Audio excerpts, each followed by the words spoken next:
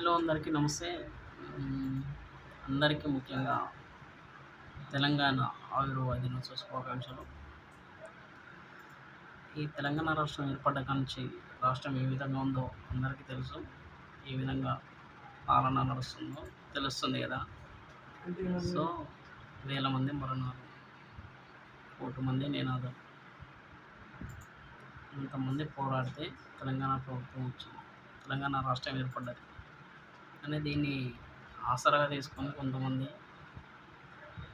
సింహాసనంపై కూర్చొని ఒక్కరి చేతులు తెలంగాణ మొత్తం తలకుతలం చేస్తుంది. గత 10 ఏళ్లలో తెలంగాణ ఏ విధంగా అభివృద్ధి చెందిందో అందరికీ తెలుసు. ఈ 3 ఏళ్ల పాలన తెలంగాణ ఎటు పోతుందో అందరికీ తెలుసు. అవసరమా తెలంగాణ అభివృద్ధి చేయని పార్టీలు? ఏ పార్టీ వచ్చినా మనకేం చేయలేదు.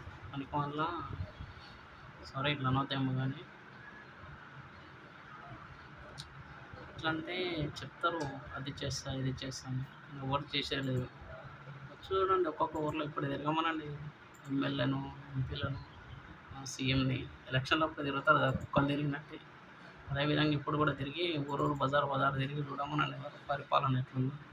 గ్రామ స్థాయి నుంచి మండల స్థాయి మటుకు వాళ్ళు పోయి తవ్వ ఒకటి చక్కగా చేసుకుంటే కాదు, అన్ని తవ్వలు చక్కగా ఉండాలని చూసుకోమనండి ప్రతి ఒక్క నాయకుడైనా సరే, ఎవడైనా సరే.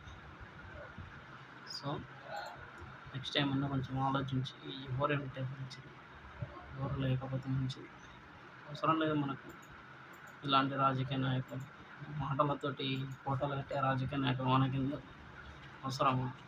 అట్లా మనం కూడా ఎప్పుడు మనం ఒక ఫోటోలు కడతాం. పైసా రాజకీయం, మాటల రాజకీయం నడుస్తుంది. అన్నిటిని మనం దూరం పెట్టి సామాజికంగా ముందుకు వెళ్తాం. జై తెలంగాణ.